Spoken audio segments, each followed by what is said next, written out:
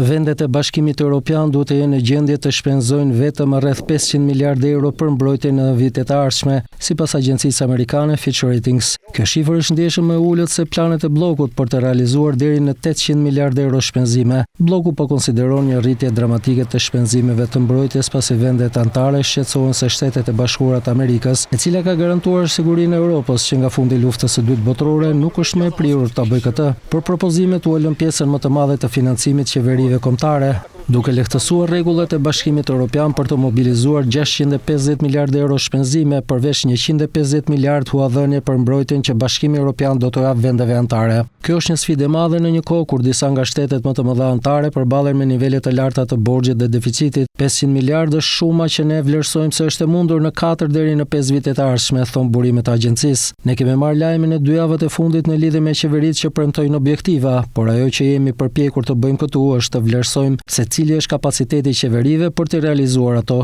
shtojnë burimet. Sipas raportit, vendet më larg Rusisë mund ta shohin më pak të nevojshme për të shpenzuar, ndërsa Italia është treguar e kujdesshme për shpenzimet shtesë. Agjencia e vlerësimit parashikoi që shpenzimet e mbrojtjes do të arrinin 3.3% të prodhimit të brendshëm bruto në terma afatgjat për Gjermaninë, e cila po rishikon rregullat e saj të huamarrjes për të rritur shpenzimet. Gjithashtu investimet për ushtrinë do të arrinin një nivel të ngjashëm edhe në Francë, por në Itali dhe Spanjë shifra do të shkonte 2%, me vendet që aktualisht shpenzojnë më së paku për mbrojtje në blok. Shpenzimet e mbrojtjes në Europë në tërësi do të qëndrojnë në 2.5 deri 2.6% të prodhimit të brendshëm bruto deri në vitin 2028, vlerësoi agjencia, duke mos arritur gjithashtu ambicet e NATO-s për të kaluar mbi 3%. Sipas raportit, qeveritë do të kenë nevojë për masa që kompensojnë rritjen e shpenzimeve për të parandaluar që deficitet buxhetore në Bashkimin Evropian të rriten në 6% në afat të mesëm, nga më poshtë se 3% aktualisht. Kjo është e nevojshme pasi kostot e mbrojtjes, por edhe të klimës, plakjes së popullatës dhe pagesave të interesit do të rriten.